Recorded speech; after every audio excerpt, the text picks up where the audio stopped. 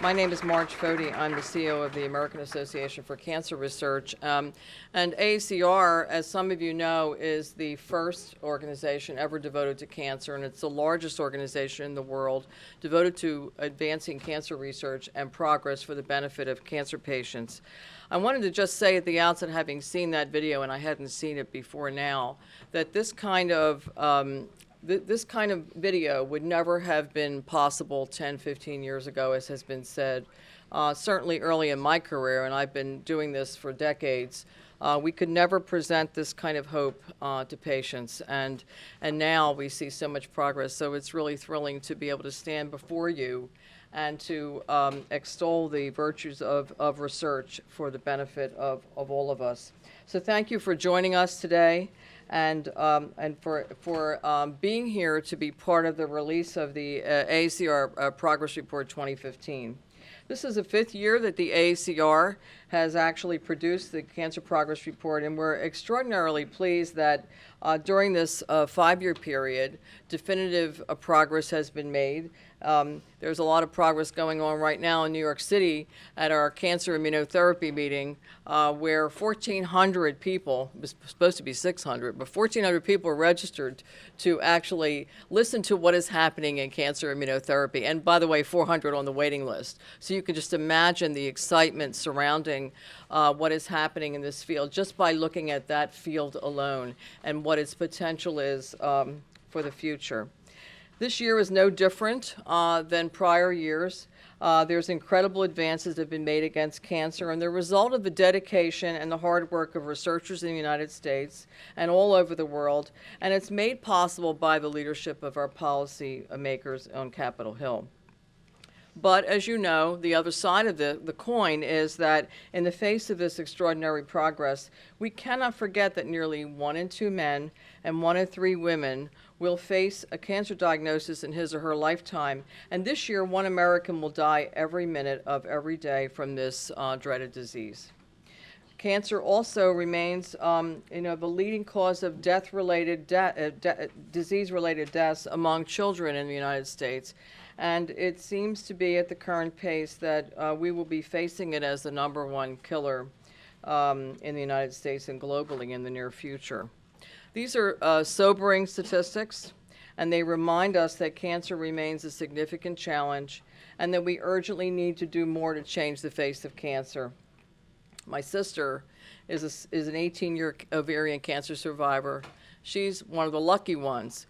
We have to make sure that everyone who has either early stage disease or even late stage disease, the way my sister had, will survive and live a very fruitful life and see their children and grandchildren.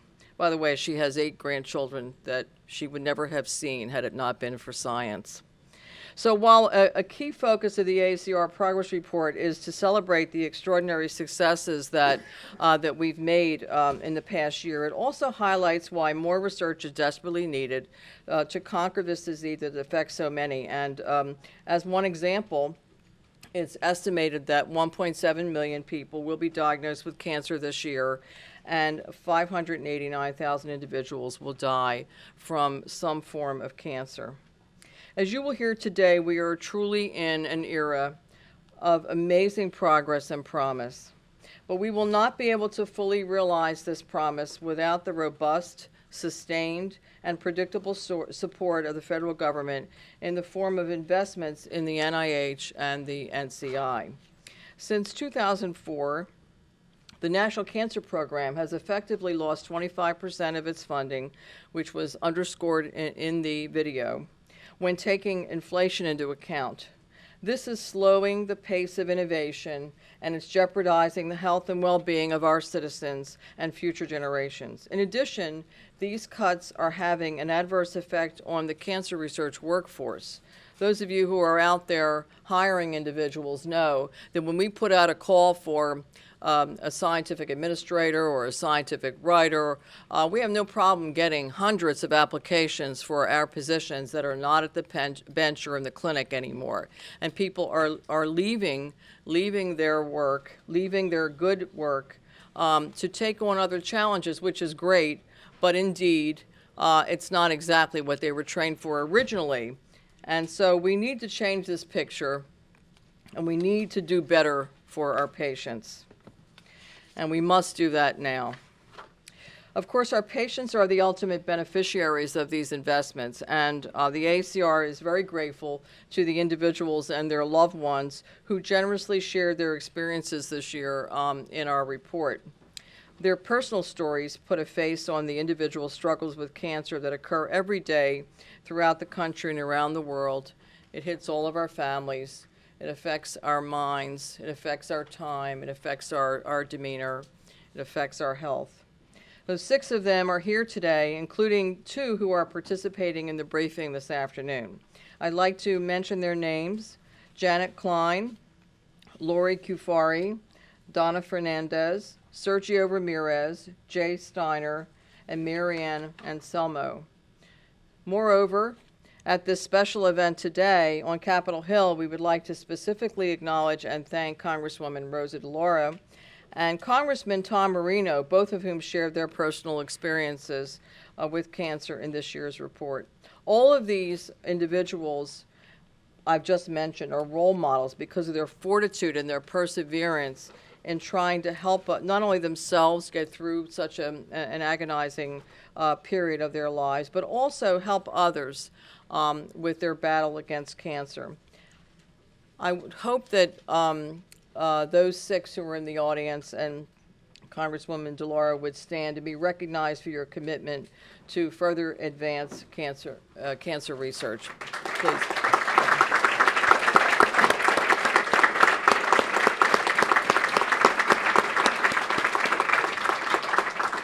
This is why our nation must make more federal investments in cancer research and biomedical research a national priority. And so now I'd like to introduce that special woman. It's now my honor to introduce Congresswoman Rosa DeLauro, who for many years has been a tireless advocate for the National Institutes of Health, a strong voice for cancer science, and a champion for funding of medical research. This abiding passion stems in large part from her own experience with ovarian cancer more than 26 years ago, a story which she very kindly shared in our report this year. Congresswoman DeLauro represents the 3rd District in Connecticut, where she has served her constituents since 1990. Currently, she is the ranking member of the Labor HHS Education Subcommittee on Appropriations. We like her there, by the way. We like her on that committee, okay? Which oversees funding for the NIH. There is no doubt that she is one of our strongest champions in Congress, and we deeply are grateful to her for her leadership. Congresswoman, please join us at the podium.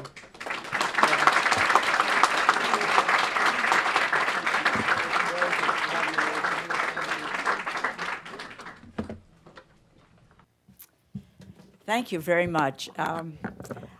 I came in at the end of the video, and I didn't know I'd have an opportunity to see some of the folks who so eloquently spoke in that video. And there really is a brotherhood, a sisterhood of survivors, as we know. And what is always amazing to me is that people who have survived cancer have tried to find a way in order to give back in some way, because we have all been blessed with a second shot at life, and trying to assess for yourself where is the best opportunity to try to help to make a difference. And for me personally, it was no epiphany, but I had the most wonderful position as Chief of Staff to Senator Christopher Dodd when I was diagnosed. And as a matter of fact, he walks on water, he as well as Dr. Peter Schwartz, who took me through this process. But when I told the senator that I was about to manage his political campaign for the U.S. Senate again, and I told him I was going into the hospital. We didn't know whether or not, quite frankly, whether or not I was going to leave, and whether I would be back. And he just looked at me and he said to me, Rosa, you just go and get well. Your job is here. We will not do anything by way of any campaign until you come back. I was very fortunate. I did come back. But I had the opportunity, the way some do not have an opportunity, to have someone who said, nothing changes. You have your job. You have all that you need in order to be able to survive. And for me, after that, as much as I love him and continue to be in touch almost, every week with the senator, I knew for me it was a time that I had to, when I got back after the election and he was a United States Senator again, that it was time for me to do something that I might be able to try to give back. As I say, no epiphany. I did several things before the opportunity arose to run for the House of Representatives. And I believe in destiny, and that I have wound up being the ranking member, and I want to be the chair of that subcommittee. But where we have an opportunity to be able to fund the research that can lead us to the cures that can save a life. So it's such a privilege for me to speak to you on something that is so close to my heart. And my cancer was discovered by luck. They were not looking for cancer. They didn't know what they were looking for because I wasn't feeling well, etc. But I was given excellent treatment. I've been cancer-free. It's going to be 30 years next March. 30 years next March.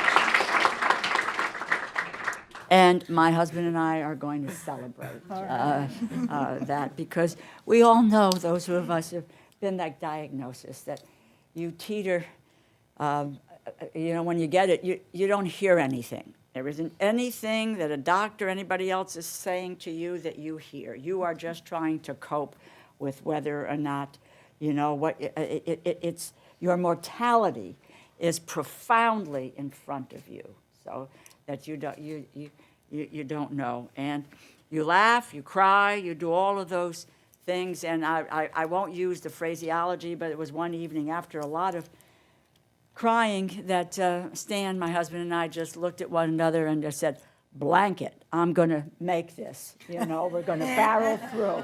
We're going to do it. And blanket, you got what I was saying. So there we go. And I am alive today, as I've said in the booklet. And thank you for asking me to tell a story there. The grace of God. And the hard work of biomedical researchers and the work that they do is what has allowed me to stand here today in front of you. Cancer research is very special. A breakthrough in this field saves not just one life, but potentially millions over generations to come. So the investment and the funding of cancer research does more good for more people than almost anything else that we do. That's why the two reports from the American Association of Cancer Research are so important. They make a case for more research, for better research. They reinforce it with data and with detail, including the stories of a number of survivors, including those who are here and on the panel, Sergio and Donna. And obviously, I was honored to contribute my own story. I want to say how grateful I am to everyone at the association for the reports, for all the hard work, training scientists, raising public awareness, and lobbying the Congress for more research and funding. You've put together an outstanding panel this afternoon, individuals who have witnessed cancer and the power of research from both sides. Dr. Baselga, as president, what can I say to you? You're one of the nation's foremost clinical and research oncologists with a focus on breast cancer. And thank you for the great work that you do. And alongside of Dr. Baselga, two cancer survivors, Sergio Ramirez, a survivor of leukemia from Los Angeles, California, Donna Fernandez, a survivor of lung cancer from Rowlett, Texas. And also on the panel, Abigail and Micah, who did all the research for this effort, and we thank you for that. I know how difficult it can be to share cancer survivorship today, so I'm so grateful that both Sergio and Donna, and we say thank you for your courage and your willingness to speak up. There's good news in today's reports for people who are battling cancer. Between August of last year and July of this year, the Food and Drug Administration approved 9 new cancer treatments, 6 new uses for previously approved treatments. Research continues to produce new discoveries, particularly in the area of immunotherapy. And overall 5-year survival rates continue to rise. We are making progress. At the same time, there is clearly so much more work that needs to get done. As has been pointed out by Margaret this year alone, and just let me just say for a second, please hug your sister, okay? And I know she hugs her grandkids, and I have 4, and every day is precious in terms of the ability to be with them. Cancer will claim the lives of more than 589,000 people in the United States. The number of new cases will double over the next 20 years, and cancer remains a leading cause of death among America's children. As everyone knows, the only way to beat cancer is through more and better research. And as always, federal dollars have a crucial role to play. The American voters know this. National survey released today alongside the progress report shows that they support increased federal funding for cancer research by nearly 3 to 1. Unfortunately, the Congress has not gotten the message. Since 2003, the National Institutes of Health has lost an average of $8.5 billion every year in real terms. This year, the NIH will fund almost 1,000 fewer research projects than it did 5 years ago. By starving the NIH, we throw away the opportunity to make breakthroughs against cancer. And this is simply wrong. We have the ability in this institution to make a difference. More than that, I believe, and I suspect everyone here believes, we have a moral responsibility to make that difference. Both the House and the Senate labor health education bills increase funding for the NIH, but those increases do not make up for the deep cuts for the past decade. We need to raise our sights. We have done it before. In the 1990s, I was among a bipartisan group of members from both chambers who fought to double the NIH's budget over 5 years. We were successful. And to this day, it ranks amongst my proudest moments in the 25 years that I have served in this institution. We today have to find the political will to repeat that achievement. That achievement was not the end. It was to be a beginning. Why would we roll back the opportunity to save lives? Why?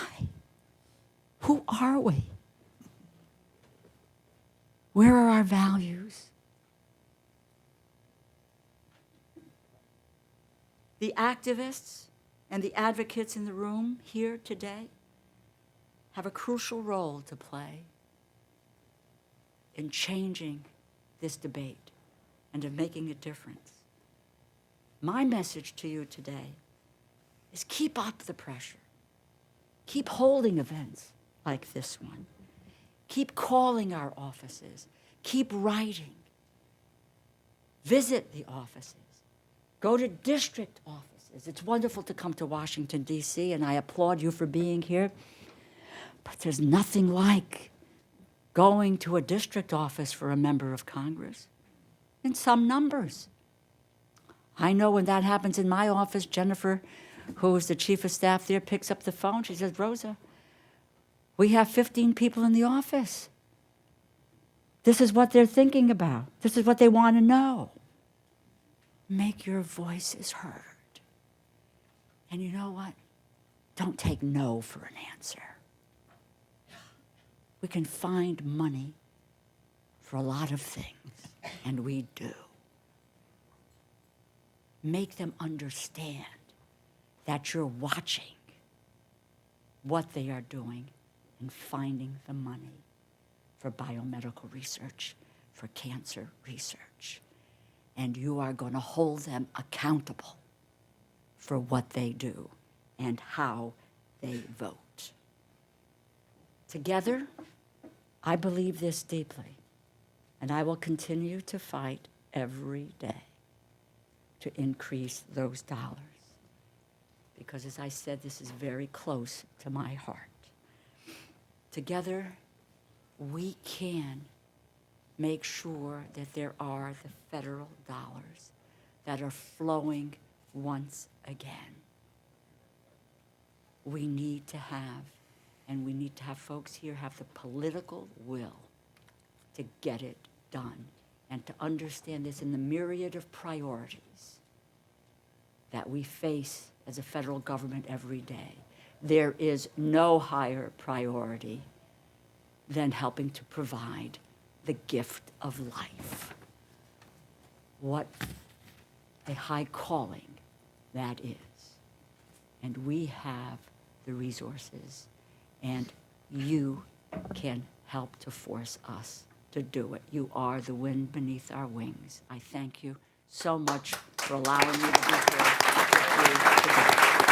Thank you.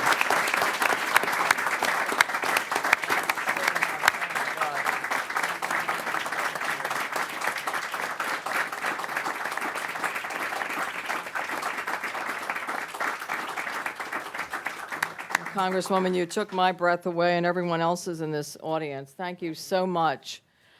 Wow. We're going to take your advice and we're heading to the Hill.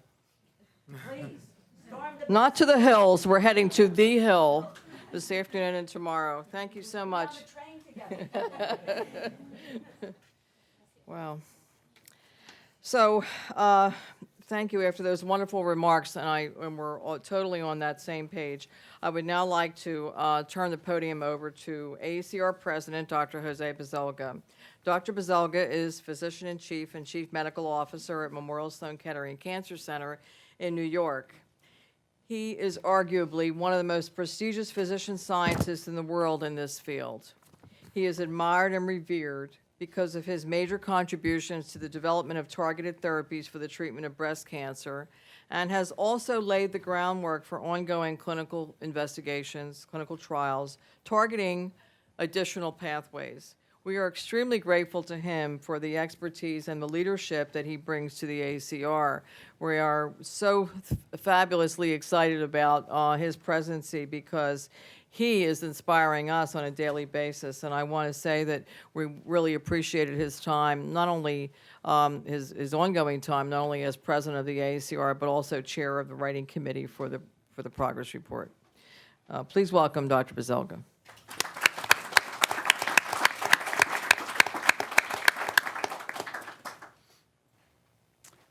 Thank you, March, and good afternoon, everyone, and thank you so much for joining us here today.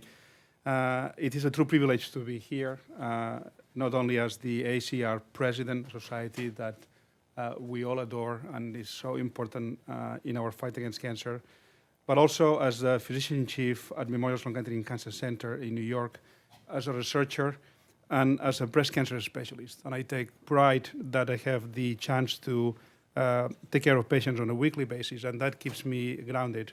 I see what is going well, what is not going well. And I think those of us who are on the ground have the sense of urgency to move the field forward and to advance the cures for cancer and to deliver the cures that we all need. So today is a good day because we are here to present good news and to celebrate the extraordinary progress that we are making in preventing and in treating cancer. And this progress report, if you have the chance to read it carefully is incredibly telling, deep. It provides a lot of data. And I'd like to thank all the people from AACR, all the volunteers, leaders in the field of cancer that have been in charge of being writers and preparing this document. We are now in a situation in which we can prevent, detect, diagnose, and treat cancer with increased sophistication and success. There is no question about that. People are asking, are we making progress? We can debate on the speed of the progress. We all like to go faster, and I think those of us in this room, we would be the first that like us to go fast, but we cannot deny that the history of cancer therapy, thanks to research, is a history of success. Since the 1970s, and increasingly they seem closer and closer, the 5-year survival for cancer in the US has increased from 49% to almost 70%. 49% to 70% in just 3 decades. In 1971, there were only 3 million cancer survivors in the US. Today, we have 15 million cancer survivors. Today, you are not alone. The patients that you are here, you are together with 15 million more people that have survived cancer. By 2020, just a few years from now, the number is going to be 20 million people that have survived cancer. And this will continue to get better. And as had been mentioned by Congresswoman DeLauro, and just in the last 12 months, we've had 9 new anti-cancer therapies approved. Many of the patients here have been benefiting from these therapies, and many other patients around the US and around the world. And the best is yet to come, because the field is absolutely on fire and accelerating. I'd like to mention 2 areas of research that we highlight in the report and that we think are very important, although by no means the only ones. Let's talk about these 2 areas. The first one is the field of immune therapy. We'll have to go back to our basic biology in high school for a minute. And the other is the one about precision medicine, personalized medicine. But let's start with immune therapy. The holy grail of oncology, when I was growing up as a child, was that one day our immune system that is able to fight infections, that is able to fight viruses, that is able to get rid of all the insults that are coming from the outside world. The outside world is incredibly dangerous, and the fact that we can survive is sort of a miracle, and that's in great part due, in some cases, to good judgment, but in others, to the immune therapy, to the immune system that is taking care of us. So the dream had always been to train the immune system, the lymphocytes, the leukocytes, all the immune cells, to train them to identify the cancer in someone's body as foreign, and so that our immune system would be able to identify them as cells that don't belong and be able to destroy them. The idea would be that if the immune system was able to do this, we would have long-lasting cures. And for many years, we were fighting and doing research and trying to get it done. And the time arrived last year. Last year alone, we had 4 new cancer immunotherapies approved by the FDA, 4. And I was counting the other day, but at least we have 40 or 45 new trials, new compounds being studied in the field. So like I said, the field is on fire. So now we have ways to activate the immune system, to make the lymphocytes recognize that that tumor does not belong there. In March, the drug nivolumab was approved, and that's a PD-1 inhibitor, was approved for metastatic non-small cell lung cancer. And we have a patient here, Donna Fernandez, who will tell you about her experience with this drug, but she looks pretty good.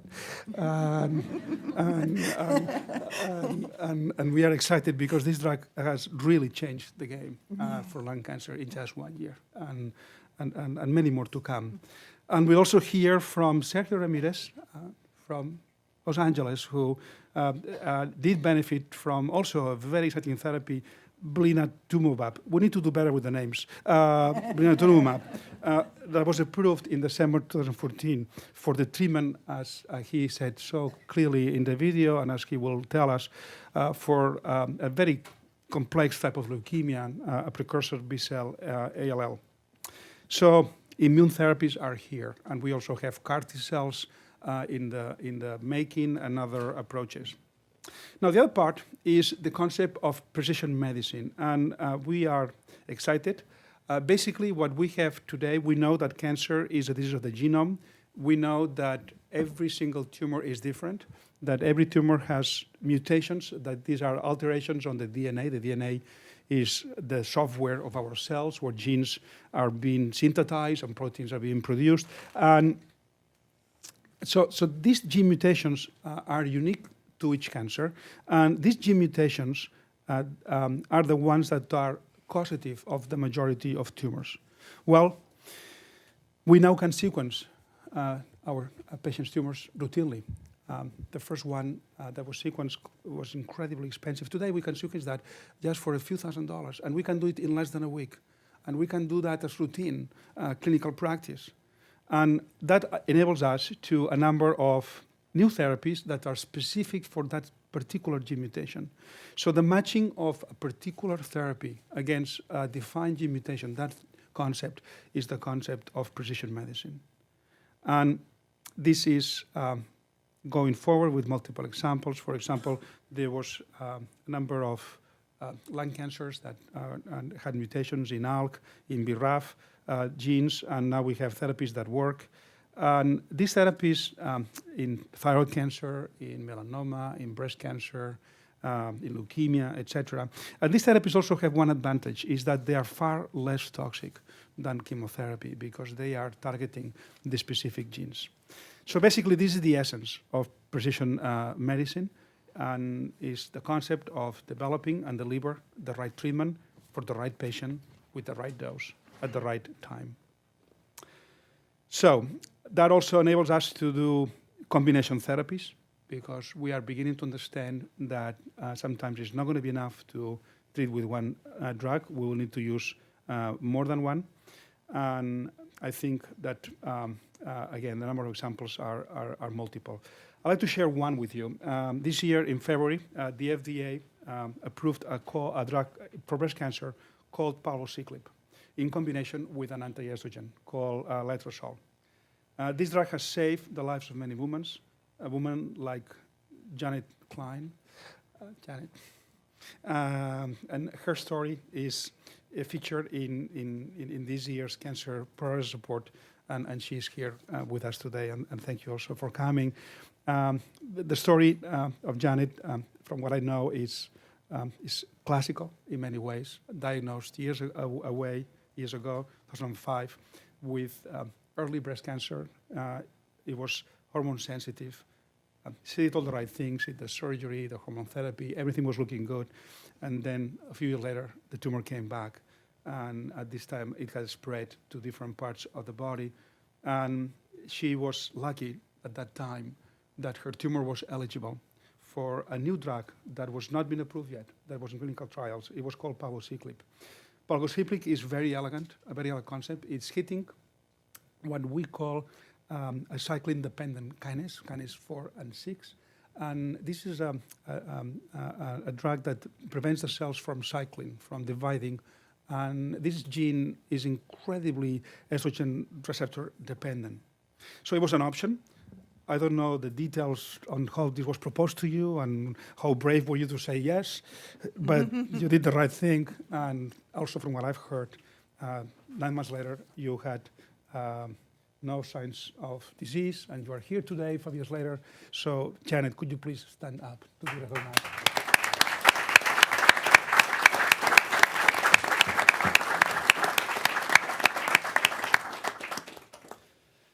Today, up to 70% of breast tumors have genomic alterations that we can treat with therapies that are available either in the clinic or in clinical trials. At our institution, we made a decision 3 years ago Nobody was paying for that. Still, nobody's paying for this. And we decided to just use our philanthropic funds. I could not see a better way of using these funds than to organize a new center to sequence every single metastatic tumor from every single patient that crossed the doors of our institution. Fast forward, we are sequencing now 15,000 tumors from patients a year. Wow. 15,000. And last year, we enrolled 2,000 patients in many times life-saving therapies for cancer. So I think that's what we should do. Nobody is still paying for the test. We don't care. And we'll find a way to get that reimbursed. And one day, eventually, I hope soon, these assays will be reimbursed. And that's the principle of precision medicine. And that is basically the basis for President Obama's precision medicine initiative that seeks to build on these initiatives and to revolutionize medicine. And at the forefront of this revolution today is cancer medicine. So precision medicine will allow us to move beyond detecting single-cell mutations to detecting signatures of various cancers, which in turn will help us develop treatments, plans that target multiple mutations. And also by expanding genome sequencing now to include healthy volunteers, we hope, and that's our biggest hope, that we'll be able to detect cancer before it's cancer. We don't know what we're going to call that thing, but it's not going to be cancer. And it's going to be our efforts to intercept the disease. And I think that that's where we're going to save even many more lives than today. So, as a researcher, as a developer of new cancer medicines, and as a physician, I am terribly excited about the progress that we all have made, and more excited about the promise of things to come. But that promise, as has been mentioned, depends on ensuring that we have renewed commitments from Congress to prioritize funding for the NIH, the NCI, and FDA, and specifically by providing robust, sustainable, and predictable. It has to be robust. It cannot be minimal. It has to be sustainable. If we have a budget increase for 2 years, that's not helping us. The field needs to be, and it has to be predictable. We need to know where we are going for these vitally important agencies. This funding represents the lifeblood of cancer research, but we have seen, despite all this, the budgets for these institutes stagnate in recent years. And this is happening precisely when we are poised to take advantage of the incredible scientific opportunities I told you about, and more that are described in this year's report. Now, there are signs of hope. The 21st Century Cures Act, which had strong provisions to fund the NIH and the FDA, passed the House with overwhelming support from both parties. So let's hope that the Senate will do the same. And today, you also will hear, and then the American public, and this is no surprise, the American public strongly supports federal funding for cancer research. So it is our hope that policymakers will hear this message loud and clear. Investing in cancer research through the NIH and the NCI is vital if we are to transform cancer care, spur innovation and economic growth, maintain our position as the global leader in science and cancer research, and most important of all, bring hope to patients and their loved ones. Thank you very much. So now I'd like to introduce two individuals who shared their personal experiences with cancer in this year's progress report. And they're here today on the panel to talk to us about what happened to them. Sergio Ramirez and Donna Fernandez. Now, Sergio was diagnosed with acute lymphoblastic leukemia in 2009 at the age of 27 and initially underwent a 3-year chemotherapy treatment plan, which only kept his leukemia in remission for 6 months.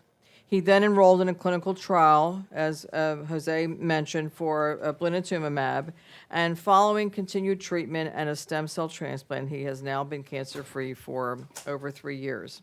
Donna was diagnosed with stage 4 non-squamous, non-small cell lung cancer in 2012. And although her tumors responded to the initial chemotherapy treatment, the side effects made her very sick, affecting her basic mobility, such as even walking around her living room or her kitchen. And faced with that choice of a less effective chemotherapy treatment with worse side effects or a clinical trial with an agent called nivolumab, she chose the clinical trial. Donna has been in this clinical trial since July 2013 and has had an excellent response to that agent. So both Sergio and Donna credit scientific research and their participation in clinical trials for saving their lives. Please join me in welcoming first Sergio and then Donna. Sergio, would you join us? Thank you.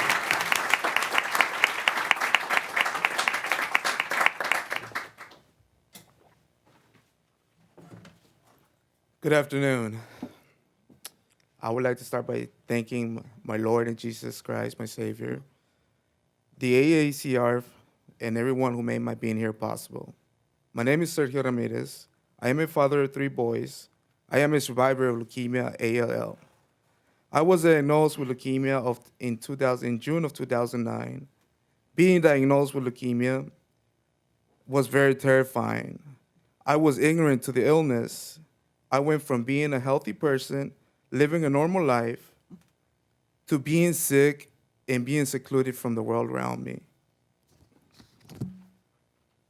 The way I see being diagnosed with this illness, it felt like when you see a bird that could fly from one place to another, to be in cage and not be able to be free. After my diagnosis, I immediately started a 3-year treatment of a combination of chemotherapy. The first year was very intensive. I practically lived on the hospital. The other 2 years were not as intensive, but I had to be constantly in the hospital. I finished my 3 years of treatment, and I was very happy to say my cancer had gone into remission. But my happiness wouldn't last long because after 6 months, my body started feeling different. I had a follow-up appointment and where blood tests were done, and sure enough, my physician tells me my leukemia had come back. My white cells counts were at 200,000, where the normal range is from 7,000 to 10,000, and I was at 200,000. I had to start a treatment immediately for another 30 days with the most intensive chemotherapies. After I finished the 30 days of intensive chemotherapy, I was scheduled for a bone marrow biopsy to see how well the medication had worked. I had to wait a week for the results. A week passed by, and I came back to the hospital for the results where my physician tells me that the treatment it failed. I still had 82% of leukemia left. At that point, she only gave me a 15% of survival to beat this disease. Chemotherapy wasn't doing anything to my cancer anymore.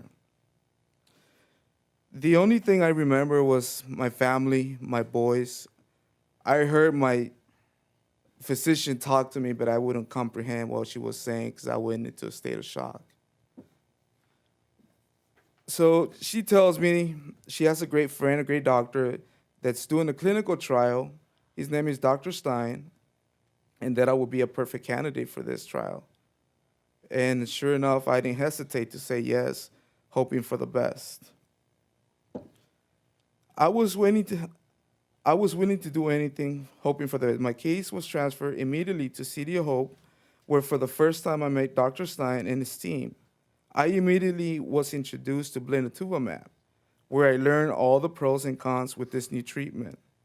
I also learned that I was the 104th patient on this clinical trial, and this scared me because I thought there would be a lot more patients than 104th. I immediately started, after all the testings were done, I was approved to take blinatumomab, which would be a cycle of 30 days. I was admitted to the hospital for the first 2 weeks, and after those 2 weeks, I was able to go home. But I had to carry a pouch with me. Inside the pouch was a pump, and it was connected to my Hickman, where the medication would run 24/7, 7 days a week to the end of my 30 days.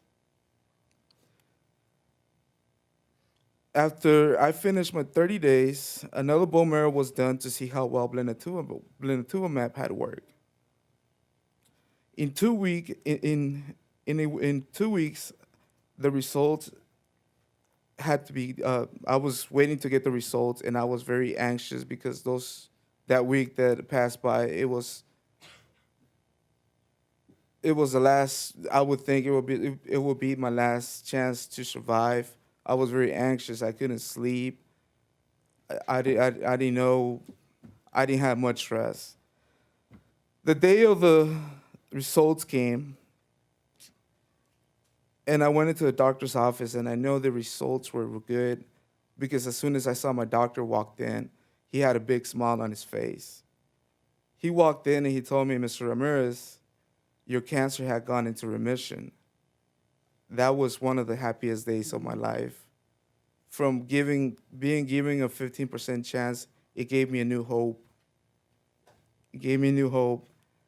After that, I did another 30 days of blinatumomab, and then the focus turned into the transplant, the stem cell transplant. And I was very happy to learn that there was no wait involved because there was 3 donors in line waiting for me to have my transplant. I was in the hospital for 42 days for the transplant, and it was tough, but my family was there for me 24 hours a day. Between my wife and my mom, they would take turns, 12 hours each, 12 hours in the night, and I had them there with me, and I'm very happy that they were there because it was a big influence for me to keep on fighting. In 30 days, blinatumomab did what chemotherapy couldn't do for 3 years that I took chemotherapy. There are many men and women out there suffering to a similar illness to mine or worse. In some cases, they are given a small or no chances to survive. This is why funding for research programs are very important because it saves lives just like it saved mine. For every new treatment, it means a new hope for us. And it's been 2 years and 2 months since I had my transplant. And I am feeling better than ever, enjoying my family to the fullest. And I couldn't be happier than ever. And I would like to thank the scientists, doctors, staff, nurses. They leave their family to take care of us, for all their hard work and dedication, and to all of you guys for letting me share my story. Thank you.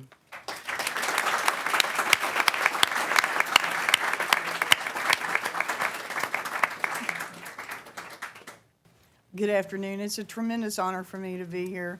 But I have to tell you, I am not a public speaker. I'm terrified. And the only thing that scares me more is the lack of funding for cancer research. And so that's why I agreed to come, even though I'm scared. So when I was diagnosed with stage 4 lung cancer nearly 3 years ago, I was at the top of my game. I felt great. But the only reason I went to the doctor was because I kept gaining weight and I could not get rid of it. So I decided I had thyroid problems. Well, I didn't have thyroid problems, but I did have lung cancer. And I was terrified because I'd watched my dad go from a healthy, active man to the grave in just 6 months because of his lung cancer. He died at only 49, but not before he suffered through chemo and radiation. Watching him, I vowed I would never go through chemo. It was horrible until that was my only choice. And so I endured 7 months of hell while I underwent chemo. It attacks your cancer, but it also attacks your healthy cells. And as that poison was pumped into my body, my tumors did respond. But unfortunately, a patient can only tolerate so much chemo before it becomes more toxic than the cancer itself. After a brief respite from the chemo, a CAT scan revealed that my tumors were growing again, and I didn't have many choices other than a worse chemo or to join a clinical trial I joined a clinical trial for immunotherapy, and it was the best thing that ever happened to me because since July 2013, my life is back like it was before I was diagnosed with cancer. And I get to, my most favorite thing on earth is to play agility with my dogs. And I'm able to do that and garden and visit with my friends and play some with my grandkids. I mean, I can't even tell you how excited I am. But unfortunately, not everybody responds the same way as I do.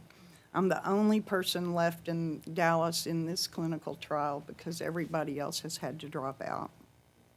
So I'm really lucky. But what about the ones that had to drop out? We've got to find something for them, too. I mean, you know, my tumors have been stable, but there's always that fear that they're going to start growing again. And then what? Is there going to be something else for me, or is this the end of the road? You just don't know. But we're on the brink of great things in cancer research. I mean, we've got immunotherapies, targeted therapies, vaccines, early detection methods, genomic research. The list just keeps on going. And the scientists and researchers are just full of hope for where this field is going, and so am I. But time is ticking and funding is limited. So you already heard, but I'll re-emphasize that 1 out of every 2 men and 1 out of every 3 women will get cancer in their lifetimes. That's horrible. And will one of those receiving this diagnosis be your partner, your mom, your son, your best friend, or you? I really do hope not, because I cannot tell you, when you get that diagnosis, it doesn't matter if it's stage 0 or if it's stage 4, your world comes crashing down around you. We can do better, and we have to do better. The likelihood of long-term survival depends on the kind of cancer that you have. The 2 most common cancers are breast and prostate, and they have high 5-year survival rates right now. Not coincidentally, they've also received a lot of publicity and a lot of funding dollars. But if you're one of the 200,000 Americans diagnosed with lung cancer this year, your chances of surviving 1 or 5 years is only 17%. And over half of the people that are diagnosed in 2015 with lung cancer will die this year of their disease, like my dad died in only 6 months. Funding for lung cancer is lagged far behind that of other cancers, and it's probably because the pervasive belief is that only smokers get lung cancer. But here's the deal. The reality is that only about 20% of those diagnosed with lung cancer are current smokers. 18% have never smoked, and about 60 are former smokers, and some of them haven't smoked for decades. So the fact is, if you have lungs, you have a chance of being diagnosed with lung cancer. I want to end with a sad story about my friend Kirsten Dixon, and I'm sorry if I start crying.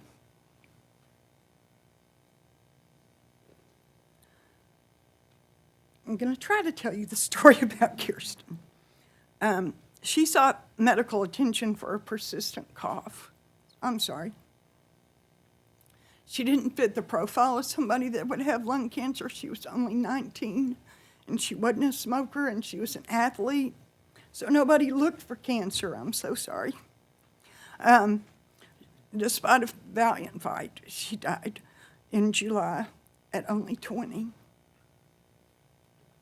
I think of her all the time, and I hope y'all will remember her too, and others like her, when you start deciding on funding, because this is real, man. It's attacking little young kids. And she had her whole life ahead of her, and a lot of you guys do too. But it was stolen from her from lung cancer. But it's possible. This is good. It's possible that in your lifetime, treatment options won't cause you to lose your hair or your hope, and that when cancer won't be a deadly disease, but it'll be a chronic illness. I mean, these are exciting times, and I hope those times are going to come soon, but it's not going to come before we have more education, more research, and more support through funding. Please help. So many lives now and in the future depend on it, and thank you so much, and I'm sorry I got upset.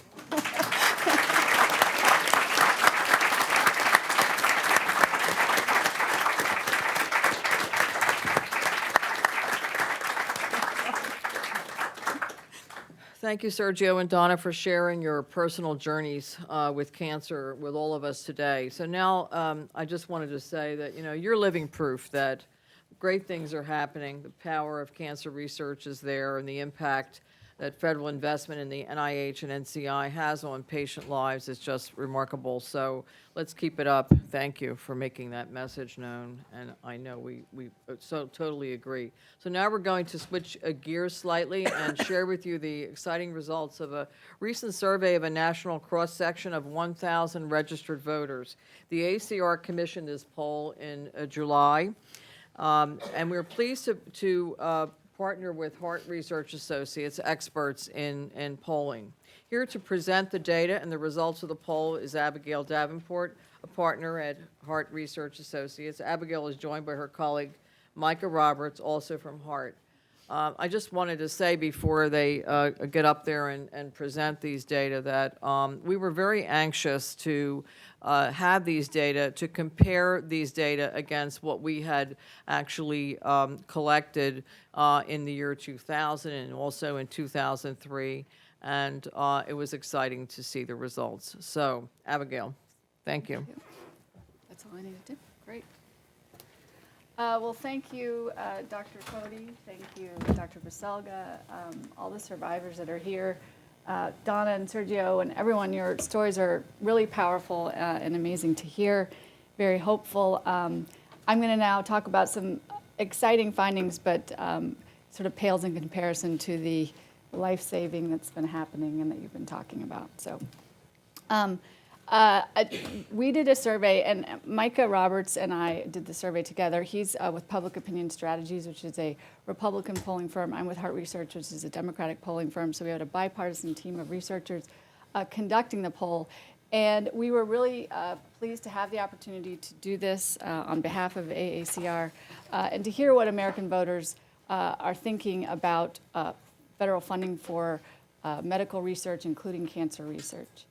We did a survey, we conducted a survey in late July among 1,000 registered voters, and it's a representative survey across the nation. And I'm just going to take you through some key highlights of what we found. So first, here we have on the slide, we wanted to understand voters' priorities for Congress in funding in various areas. So we asked them how high a priority they think each of these should be for Congress. And what you see here is that increasing funding for medical research on cancer, heart disease, Alzheimer's, and other major diseases, 69% of American voters say that should be a high priority for Congress. That puts it on par with increasing public funding for public education, increasing funding for military and veterans, and only slightly below reducing the national debt and federal spending.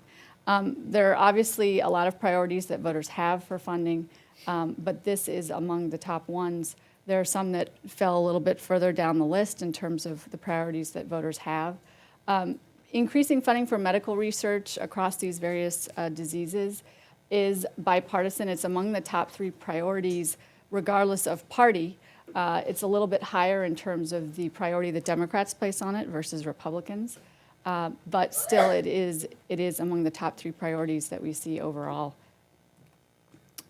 We also wanted just to understand, we let people know to make sure they were aware that the federal government provides public funding to institutions such as the National Institutes of Health to conduct medical research on treatment, prevention, and cure for major disease.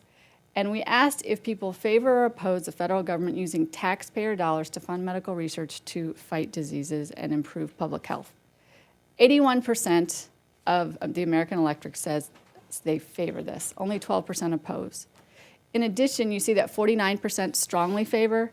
So it's not just across the electorate, but really pretty intense in terms of the degree of favor of support for the federal government funding medical research. You can see here we've broken out the results by some key demographic characteristics.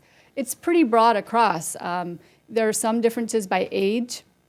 People that are under 35, a little bit more likely to say they support it, 87%, but you still have 77% of those 65 and over who say that they favor this. Democrats are more supportive than Republicans, but we have 75% of Republicans, 3 and 4, saying that they favor federal funding for medical research, 88% of Democrats and 77% of independence. I think it's important to note there's been a lot of discussion today about the progress that's being made in fighting cancer. And we see that the American electorate recognizes that progress is being made. I think Dr. Baselga said that some could debate the speed with which progress is being made. And in fact, the public does say only 24% say that progress has been rapid. But 85% of American voters say that progress is being made towards fighting cancer. That puts it slightly ahead of heart disease and diabetes, and some other diseases coming a little bit lower, but still majorities of the public recognizing that there's been progress on a variety of disease states. But clearly there is this sense of progress and momentum that the public is feeling in terms of a lot of the things that people have been talking about today and that the survivors here today are benefiting from. So we get to sort of the central question of funding for cancer research. A sign that the public wants to ensure that that progress is being made is the fact that 3 in 4, nearly 3 in 4, 74% of American voters say they favor increasing federal funding for cancer research. 18% oppose it. Strongly favors at 49%, again, quite an intense level of support for this funding. And you can see the differences by various subgroups. I think the sort of overarching theme is that there is, across the board, a broad degree of support for increasing federal funding for cancer research.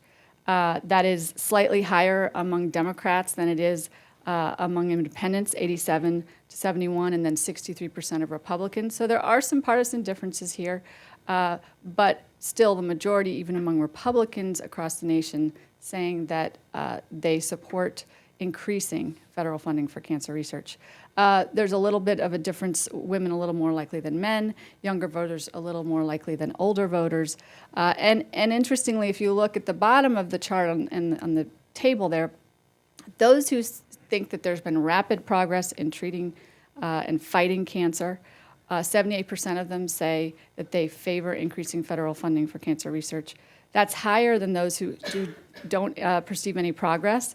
But even those people, which is a very small proportion of the electorate overall, 63%, even though they say there hasn't been any progress, they want to increase funding. So it is really across the board a recognition there of and level of support. And wanted to get an understanding of the degree to which cancer is a concern for American voters compared to other major diseases that many people are diagnosed with and suffer from every year. And we asked respondents which one of these seven diseases, six of them, are most concerned about getting during their lifetime. And clearly, cancer sort of comes out in a different league in terms of the proportion of Americans who say that's what I'm most concerned about. 41% of Americans. It is the top concern regardless of age cohort. Although I will say as people get older, the proportion who say they're concerned about Alzheimer's goes up to 25% among those who are 65 and over.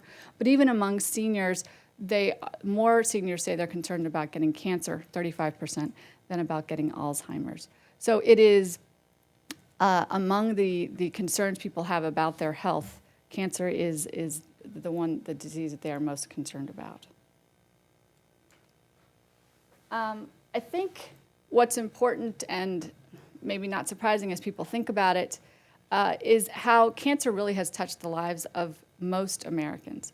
88% of the voters that we spoke to said that either they themselves or a family member or close friend has had cancer, has died of cancer, is in remission from cancer. So only 12%, 10% said they don't know someone, and 2% were not sure. So clearly this is a disease that has touched the public at large. And 13% say they've had cancer themselves. 75% say they've had a friend or family member who has died of cancer. And 57% say they have a friend or family member who is in remission. So again, a kind of touch point about the progress that's being made and a recognition through what people are telling us that many people do know someone who has had cancer but is a survivor. And we also asked people how concerned they were about getting cancer themselves.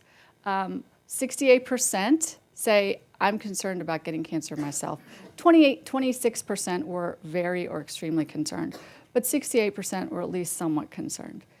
There is a larger degree of concern, a broader degree of concern when you ask about a family member. 79% are worried about a family member getting cancer. And if you look at it sort of cumulatively, both of those questions, 83% of American voters saying that they're at least somewhat concerned that they themselves or a family member will get cancer, and nearly half who say they're extremely or very concerned. It's worth noting those who have had cancer or have a family member or friend who's had cancer are a little bit more likely to say that they are concerned about either themselves or a family member of getting cancer. But even among those who say they don't know anyone, and that's only 10% of the public, even they, the majority, express a degree of concern. So cancer is a disease that is a top concern among potential diseases that the American public thinks about. There is a degree of concern here about getting cancer, but most importantly, there's a recognition of the progress that is being made, has been and continues to be made in the fight against cancer, and a strong endorsement from the American public, American voters, for increasing funding for federal increasing federal funding for cancer research. And that really comes out here. We asked voters if they would be more likely to vote either on the left. You see we're talking about a presidential candidate. On the right, we're talking about a candidate for Congress. In either case, when we asked them if a candidate would make it a national priority to provide sustained increases in federal funding for cancer research over the next decade, would that make them more or less likely to vote for that candidate? By 5-to-1 margin, voters say they would be more likely to vote for a presidential candidate who makes that a priority, and a similar margin say that about a congressional candidate. The proportion who say this would make me more likely is highest among Democrats and sort of tracks through the other party differences that I've highlighted throughout. But even among Republicans and among independents, you have over 40% who say I'd be more likely to vote for a candidate for Congress who supports this sustained increase in funding. So there's not only this recognition of the importance of it, but when it comes to the voting booth, voters are telling us that is something that would matter to them. So those are the key highlights from what we learned. Mike and I will be around after if anyone has any questions that they want to ask us. We'd be happy to answer them. Thank you. And thank you.